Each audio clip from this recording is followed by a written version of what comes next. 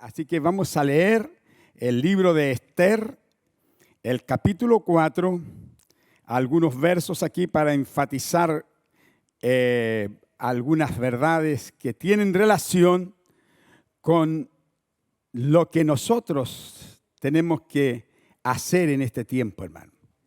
La iglesia no está aquí en la tierra por casualidad. Entienda esto, por favor. La iglesia no está aquí en la tierra por casualidad. Usted tampoco está por casualidad. Yo tampoco. Estamos aquí porque tenemos que cumplir un rol. Un rol. ¿Cuál es ese rol? Bueno, para esta hora, ¿quién sabe si para esta hora Dios no te trajo a su reino? ¿Quién sabe si para esta hora Dios no te salvó? ¿Quién sabe si para esta hora Dios no te trajo a esta congregación? Para esta hora, para este tiempo. Aleluya. Y dice aquí el libro de Esther en los versículos que les cité lo siguiente. Capítulo 4, iniciamos la lectura en el verso 13. Entonces dijo Mardoqueo que respondiesen a Esther. Mardoqueo era el padre de crianza de Esther. Esther era una niña huérfana. Seguramente sus padres murieron en el exilio.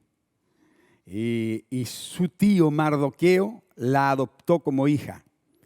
Y entonces dice que Mardoqueo le mandó a decir a Esther: no pienses que escaparás en la casa del rey más que cualquier otro judío, porque si callas absolutamente en este tiempo, respiro y liberación vendrá de alguna otra parte para los judíos, mas tú y la casa de tu padre pereceréis. Y ahí viene la pregunta: ¿y quién sabe si para esta hora has llegado al reino? ¿Y quién sabe si para esta hora no has llegado al reino? Y Esther dijo que respondiesen a Mardoqueo: ve y reúne a todos los judíos que se hallan en Susa y ayunad por mí, y no comáis ni bebáis en 3 días, día y noche. Yo también con mis doncellas ayunaré igualmente, y entraré a ver al rey, aunque no sea conforme a la ley, y si perezco, que perezca. ¡Qué determinación! ¿Eh? ¡Qué determinación! En esa época, la reina, por más reina que hubiera sido, no podía presentarse ante el rey si el rey no la invitaba. No, era así el asunto. Pero, y cuando podía venir al rey por su propia voluntad sin ser llamada, estaba corriendo el riesgo de ¿qué? Que la matasen. Ese era el sistema. Y por eso que la reina dijo: bueno, aunque yo no he sido llamada a hablar con el rey en este tiempo, voy a ir a hablar con él. Pase lo que pase. Si me matan, si me muero, que me muera. Pero voy a ir a hablar con él. ¡Qué determinación! ¿Eh? Interesantísimo. Entonces, mis amigos, mis hermanos, voy a hablar en esta hora acerca de la historia de Esther.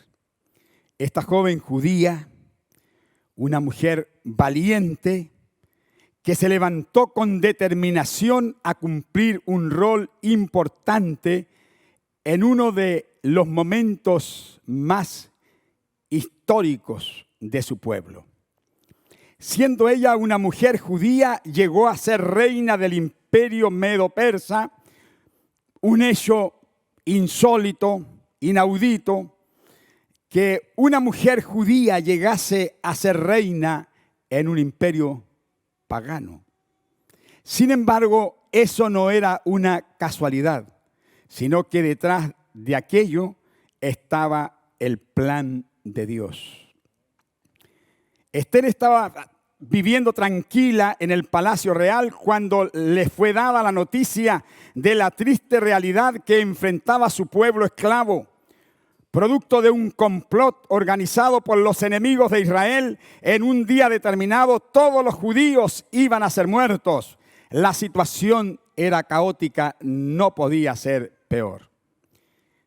Mardoqueo, el padre adoptivo de Esther, le envió un mensaje señalándole el peligro que enfrentaban sus hermanos y la confrontó con su responsabilidad al decirle: ¿y quién sabe si para esta hora no has llegado al reino? Esther comprendió que ocupaba ese lugar de privilegio por voluntad de Dios y que para esa hora de crisis el Todopoderoso la había colocado en ese lugar. Por eso le pidió que le respondiesen a Mardoqueo: voy a presentarme ante el rey, aunque no he sido llamada. Y si perezco, que perezca. Lo primero que quiero destacar en esta historia de Esther es que ella supo discernir el tiempo que vivía y abrazó el propósito, el plan de Dios para su vida. Tuvo la capacidad de interpretar correctamente los tiempos y tomó la determinación de actuar con valentía. Había llegado el momento de las grandes resoluciones, de las grandes decisiones. Estaba en juego la existencia de su pueblo. Y entonces ella entendió que para esa hora Dios le había dado ese privilegio de ser la reina en ese imperio. Qué importante es saber discernir el tiempo que vivimos, queridos hermanos. La complejidad de lo que estamos viviendo hoy en la sociedad, necesitamos mirarla desde la perspectiva profética. Dios está llevando adelante un proyecto y a Dios nada le toma por sorpresa. Y todo lo que ocurre hoy en la sociedad tiene un propósito. El apóstol San Pablo, cuando él escribe una de sus cartas a Timoteo, le habla que al final de los tiempos, en los postreros días, habrán hombres peligrosos. Y también habló Pablo acerca de tiempos peligrosos y de doctrinas peligrosas. Qué interesante. Pareciera ser que las palabras que San Pablo dijo tantos años atrás tienen tanta vigencia en este tiempo. Se levantan tiempos peligrosos, con hombres peligrosos y doctrinas peligrosas. Se está librando, mis amigos, en el mundo una batalla cultural, moral y espiritual. Se está levantando una cultura que se nos pretende imponer contra Dios, contra todo lo que tiene que ver con Dios. Se está tratando de imponer una cultura intolerante a través de leyes que van contra la palabra de Dios, ideologías que son nefastas para el bien de la humanidad. Queridos, podríamos hacer una lista de todo esto que hoy día estamos viviendo, pero no es el caso. Y en honor al tiempo tengo que avanzar y decirles que en este tiempo que a nosotros nos corresponde vivir, tenemos que estar atentos y mirar lo que está ocurriendo en el mundo desde la perspectiva de Dios, como lo hizo Esther en su tiempo. Ella entendió que estaba allí para cumplir un rol importante. Y nosotros como iglesia también tenemos que entender que estamos aquí hoy con el propósito de cumplir un rol de parte de Dios. Esther sabía que tenía que interceder ante Dios por su pueblo y lo hizo. y salvó a su nación de una masacre. Nosotros como iglesia hoy día tenemos que levantarnos para cumplir nuestro propósito aquí en la tierra. Porque con un propósito Dios nos ha salvado. Con un propósito Dios nos ha llamado a su reino. Y lo primero que debemos hacer como iglesia, como creyentes, es poder cumplir con nuestro rol sacerdotal. En el sentido de que todos nosotros somos sacerdotes. El sacerdocio de todos los creyentes es una de las herencias que nos legó la reforma de Martín Lutero. Nosotros, tú y yo, somos sacerdotes para Dios. Y como tales tenemos que cumplir un rol. En primer lugar, como sacerdotes tenemos que entender que nuestra tarea es poder adorar, servir a Dios, entregarle a Él la gloria, la honra, la alabanza. Nuestras vidas son para adorar al Señor.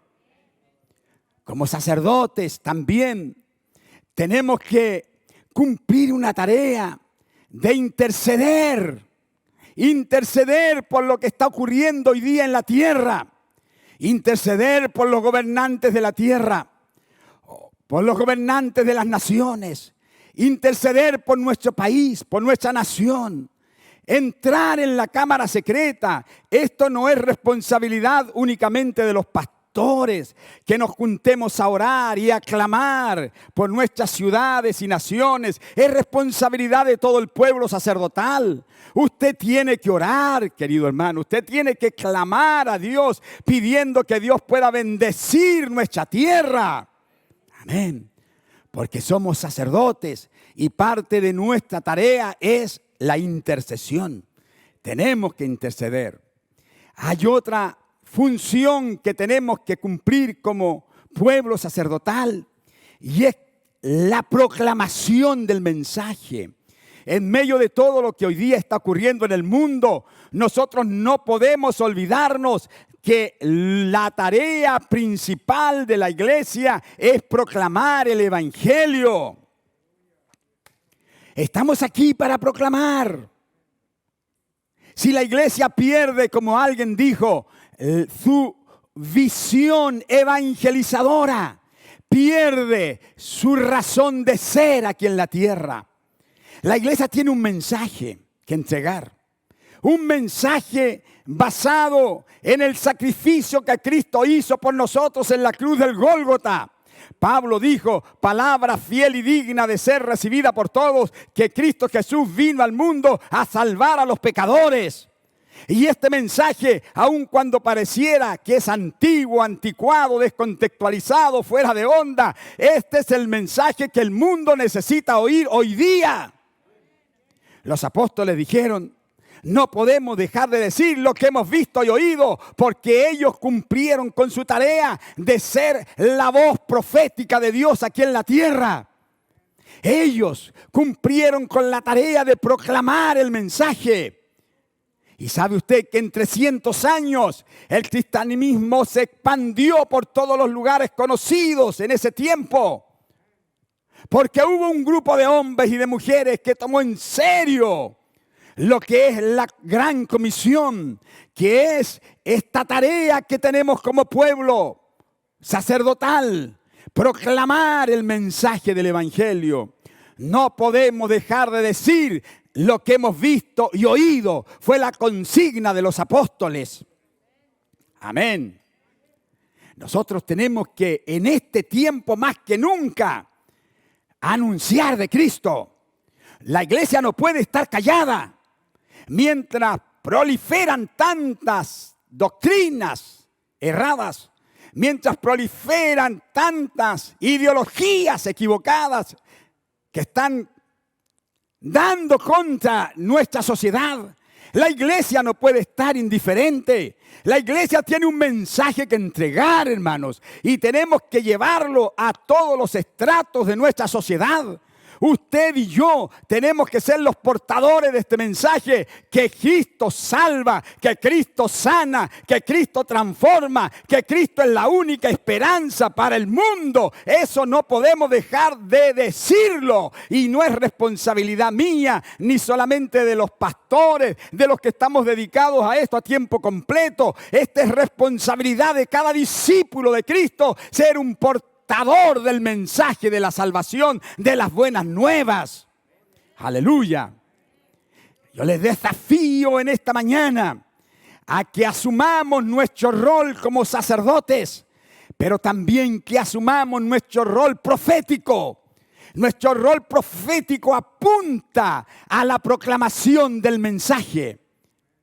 ¿Me hago entender? Nuestro rol profético apunta a que usted y yo seamos mensajeros de las buenas nuevas. Nosotros somos los encargados de poder llegar con este mensaje al mundo. Y a donde nosotros vayamos, sea en nuestras casas, en nuestro vecindario, en el negocio de la esquina, en la universidad, en el liceo, en los talleres, en las empresas, donde quiera que vayamos, tenemos que dar el mensaje de la salvación y decir: Jesucristo es la única esperanza. No hay otra esperanza. Jesucristo es la única esperanza. ¡Aleluya! ¡Aleluya! Esto es parte de nuestra responsabilidad. Asumir, como lo hizo Esther, su rol. Nosotros tenemos que asumir un rol sacerdotal. Tenemos que asumir un rol profético. La iglesia es la voz profética de Dios a las naciones. Si nosotros callamos, la sociedad está irremediablemente perdida. La salvación de los hombres radica en la entrega del mensaje que la iglesia tiene. Pero hay una tercera responsabilidad que tenemos que cumplir, que es levantarnos para ser un pueblo modelo. ¿Sabe usted que el mundo está cansado de discursos? El mundo está cansado de religión. El mundo está cansado de oír promesas de diferentes índoles. Lo que necesita, lo que quiere ver el hombre de hoy son vidas consecuentes. Y por eso es que el cristianismo marca la diferencia. Porque el cristianismo no se traduce en palabras. El cristianismo es una vida de acuerdo al modelo de Cristo. Así es. Por eso es que Pablo dijo: si alguno está en Cristo, nueva criatura es. Porque cuando llegamos a Cristo, nuestra vida tiene que cambiar. Amén. Y lo que el mundo necesita hoy es ver, más que escuchar tal vez, ver modelos de vidas transformadas por el poder de Dios. Modelos de matrimonios bien constituidos. Modelos de hijos respetuosos. Modelos de estudiantes. Donde quiera que vayan nuestros hijos, los hijos de la iglesia, tienen que ser modelos. El mundo está carente de modelos. ¿Cuáles son los modelos que hoy día tiene? Pero la iglesia tiene que levantarse como un modelo de buenas costumbres. Un modelo que encarne los valores del reino de Dios. El cristianismo, hermano, no son palabras. Hablamos, pero nuestro querigma, nuestra proclama, tiene que ir acompañado de una actitud de vida distinta. Que el mundo pueda ver en nosotros un estilo de vida digno de ser imitado. El apóstol San Pablo dijo: aprended de mí, fíjense en mí. Fíjense en mí. Hoy día nosotros tal vez no nos atrevamos a decir eso. fíjense como yo vivo, vivan ustedes. No.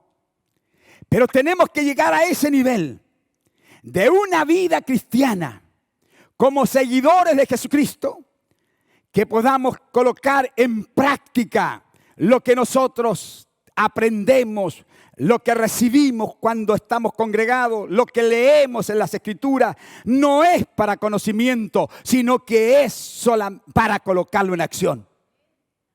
Entonces, este es el momento, esta es la hora, para eso Dios nos llamó, para que podamos cumplir con una tarea sacerdotal, para que podamos cumplir con una tarea profética y para que podamos cumplir con una tarea en la que presentemos al mundo una propuesta de vida encarnada en nosotros. Amén. Así que, queridos, además de eso, ¿qué hace Esther? Esther hizo algo tremendamente importante aquí. Cuando dice, aunque no he sido llamada para ir a ver al rey, lo voy a hacer. Y si perezco, que perezca. ¿Qué le dice eso a usted? A mí me dice que Esther estuvo dispuesta a pagar un precio por salvar a su pueblo. Dispuesta a pagar un precio. Pregunto en esta mañana, ¿cuántos de nosotros estamos dispuestos a pagar un precio por cumplir con nuestra tarea aquí en la tierra hoy día? ¿Cuántos estamos dispuestos a pagar un precio por servir a Cristo? Esther estuvo resuelta, determinada. Para esta hora, Dios la había llevado a ocupar esa responsabilidad y dijo, lo voy a hacer, cueste lo que cueste. Si es necesario que muera, lo voy a hacer. Resoluciones así son las que se requieren hoy día. Estemos dispuestos a pagar un precio por ser cristianos. Estar dispuestos a pagar un precio por defender la causa cristiana, por colocar en alto los valores cristianos. Amén. Fíjese que todos los hombres y mujeres que han hecho historia han sido aquellos que han estado dispuestos a pagar un alto precio. La historia de la Biblia, la historia sagrada, está llena de personas que se atrevieron a pagar un precio. Esther estuvo dispuesta. Pero si miramos otros ejemplos como Abraham, el padre de la fe, estuvo dispuesto a pagar un precio.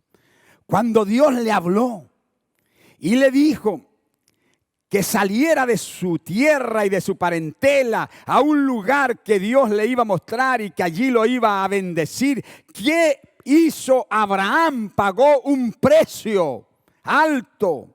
Salir de su tierra, dejar todo lo que le había costado tal vez años construir, pero tuvo que dejarlo. ¿Para qué? Para ir en pos de cumplir con el propósito que Dios tenía con él. Pero finalmente Dios lo bendijo, lo prosperó y hoy día el pueblo de Israel, los descendientes de Abraham, están ahí en su tierra. Amén, pero estuvo dispuesto a pagar un precio.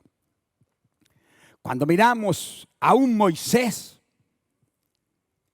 que Dios lo usa para poder liberar al pueblo que estaba en esclavitud en Egipto, no fue fácil para él.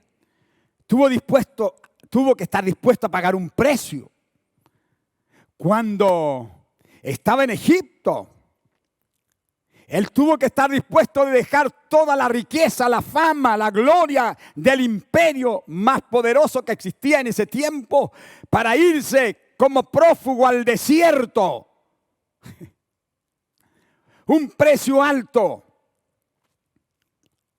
Pero Dios se le revela en un momento de su vida para mostrarle el plan, el propósito que tenía, y lo lleva a Israel nuevamente a Egipto para sacar a ese pueblo a la libertad. Pero tuvo que estar dispuesto a pagar un precio. El apóstol San Pablo, con toda la autoridad que tenía, montado en su corcel, persiguiendo a los cristianos.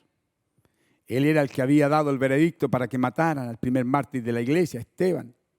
Colocaron la ropa de Esteban, la colocaron a los pies de Saulo. Y tenía autoridad, cartas de autoridad para traer prisionero a cuanto cristiano encontrara en el camino y traerlos a la cárcel. Pero tuvo que pagar un precio para llegar a ser el apóstol San Pablo que conocemos. El gran apóstol Pablo, el que escribió gran parte de lo que es el Nuevo Testamento. Cuando se encuentra con el Señor camino a Damasco y cae de su caballo, y luego entras sin vista a la ciudad de Damasco, el Señor le dice a Ananías: instrumento escogido me es este, y yo le enseñaré cuánto le será necesario sufrir por mi causa. Y Pablo llegó a decir después: con Cristo estoy juntamente crucificado, y no vivo yo, sino Cristo vive en mí. Estuvo dispuesto a pagar un precio que lo llevó al martirio al grado de que murió decapitado. Pero dejó como herencia todas sus cartas, sus escritos, que forman parte del canon sagrado, lo que hoy día nosotros conocemos como las Escrituras. Pagó un precio alto.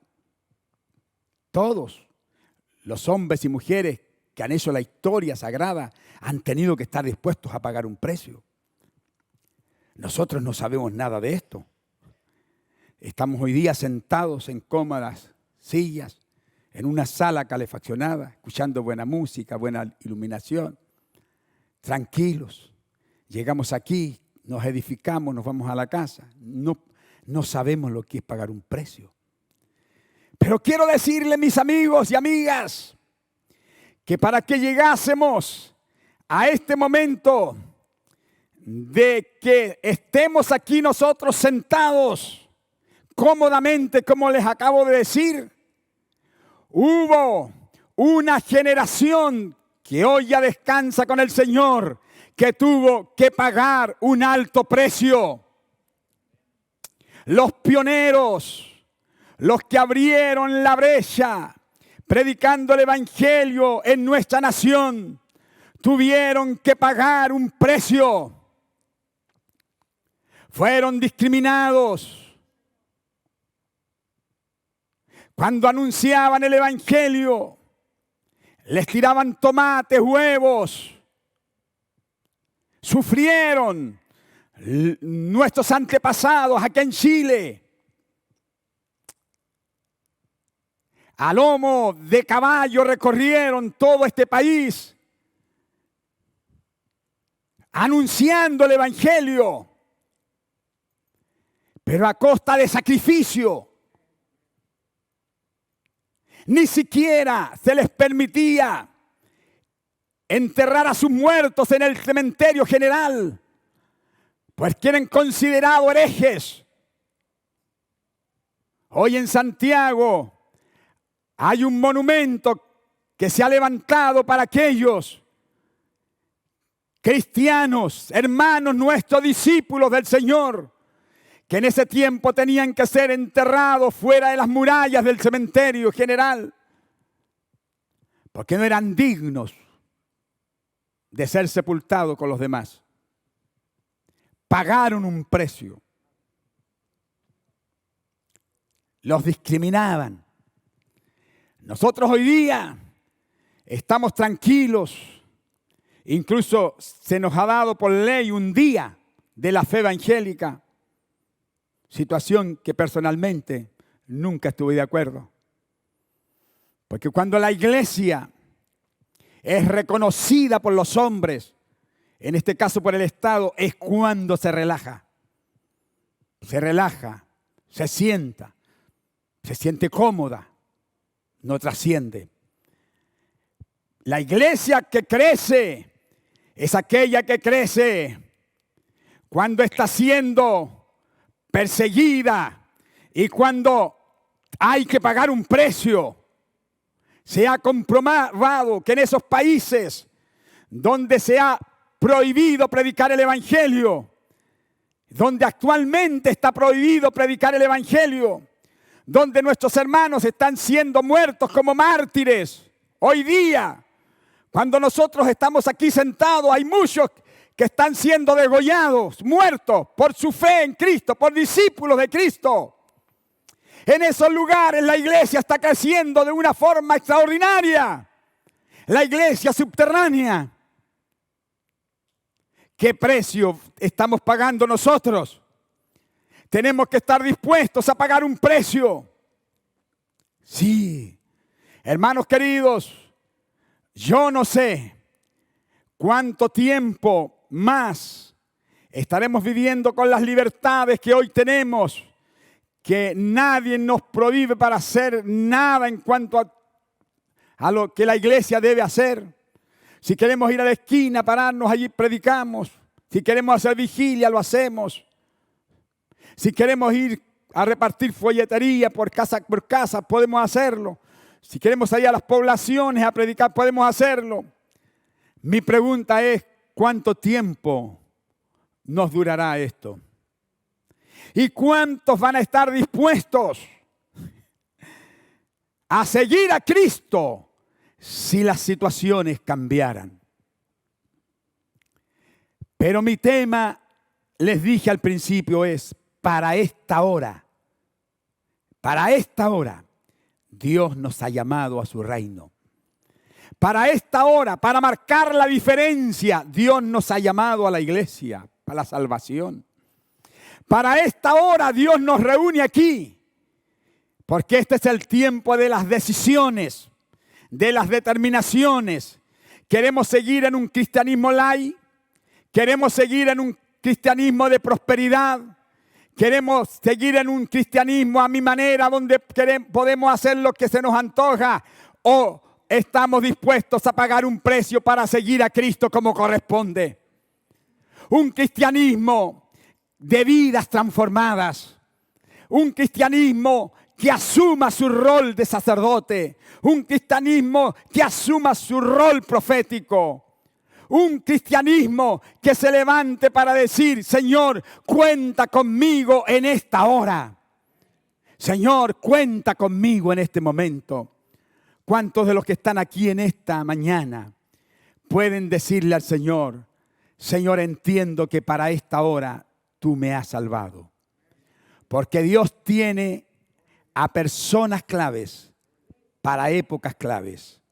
Esta es una época clave y Él quiere levantar a personas claves. Y tú y yo podemos ser una de ellas. Amén. Señor, te damos gracias. Porque en medio de toda la turbulencia que hoy se vive en el mundo, tú estás levantando a un pueblo. Aleluya. Un pueblo que tú lo estás formando, Señor, a tu imagen. De acuerdo a tu palabra, a tus conceptos, Señor, preceptos. Padre de la gloria, ayúdanos para que aquí en Osorno podamos nosotros marcar la diferencia. Que así como Esther estuvo dispuesta, Señor, a levantarse en ese momento histórico en la vida de su pueblo, también nosotros hoy día te digamos, Señor, cuenta conmigo. Yo quiero levantarme en este momento para ser el instrumento que tú necesitas que yo sea. Aleluya. Gracias, Señor. Sí, Señor. Aleluya. Que tu Santo Espíritu pueda llenarnos de valor. Sí. Señor, que las determinaciones que tomemos estén de acuerdo al deseo de tu corazón, Señor, para con nosotros.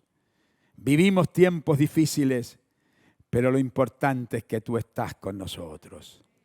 Ayúdanos, Jesús. Ayúdanos, Jesús.